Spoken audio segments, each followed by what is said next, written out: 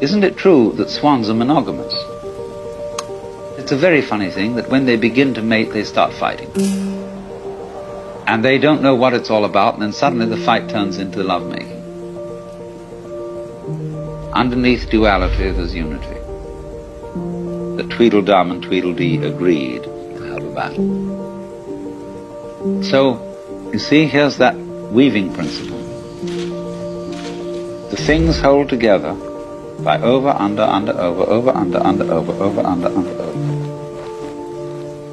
And that creates a stuff, it creates a fabric, it creates clothing, it creates shelter, it creates what we call matter.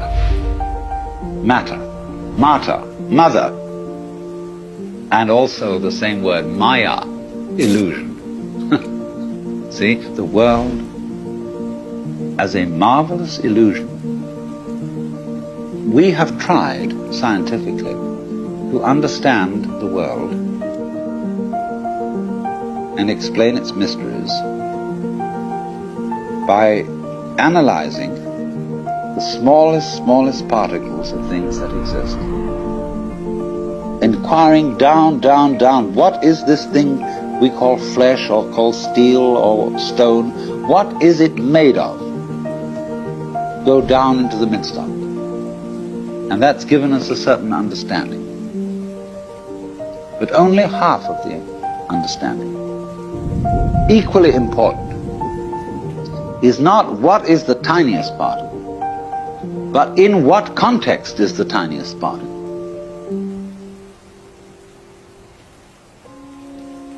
You see? In relation to what is it?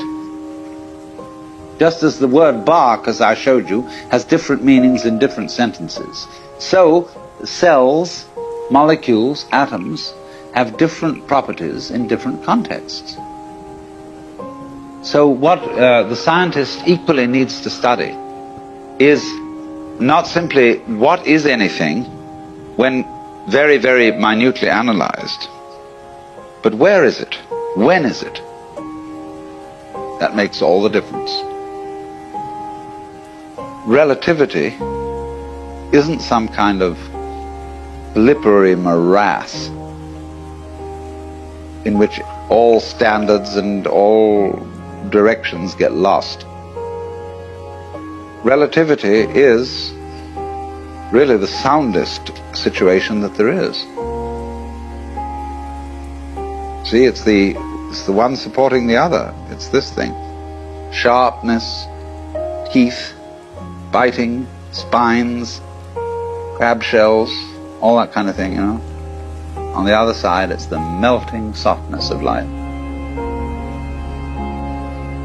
See, they go together just like that.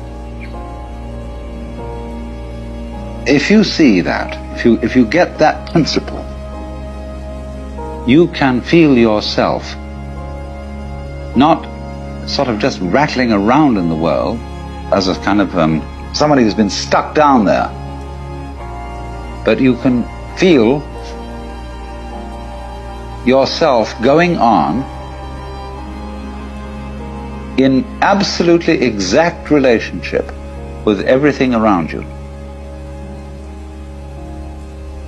And this is very beautiful. It isn't just that you are here looking at what's out there, like you might be photographing it with your eyes.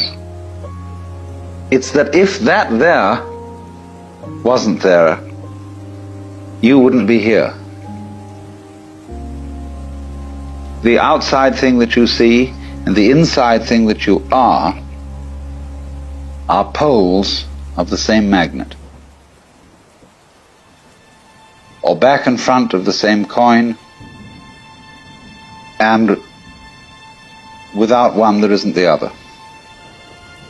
That means, of course, then, that we are living in the midst of a world of animals, vegetables, minerals, atmospheres, astronomical bodies, that's highly intelligent. It's intelligence concentrated, crystallized in our brains. That's where it comes out, you see. In any field, let's take any field of forces, we take a chemical solution, and at certain critical points in this chemical solution, the crystals start to form. And so in the same way, the total intelligence of this whole universe crystallizes in human brains, also in other kinds of brains. That's where it really comes out. But it's the total intelligence of the whole field that does this. So we go with the whole thing, interdepend with it. We don't live in an environment which is just rock, just air, just atmosphere and so on. The environment's only like that when we think about it analytically and try to explain it. But when we think of, it isn't just rock and air, see, but those things go together. When you see the interconnectedness, when you see in the simplest way how flowers go with bees and other insects, they don't live without them. Humans go with cattle, they don't exist without them. Plants, etc., etc., etc. When you see the intervals, the significance of the relationships between these things, it's only then, when you see that, that you are aware of the melody. Go back to the illustration I gave of the person who can't hear melody, who's tone deaf. He hears only a succession of sounds because he's not aware of the intervals. Now, most people are brought up to be tone deaf in respect to their own existence and the rest of the universe. They don't see the relationships. They're not aware of the unity.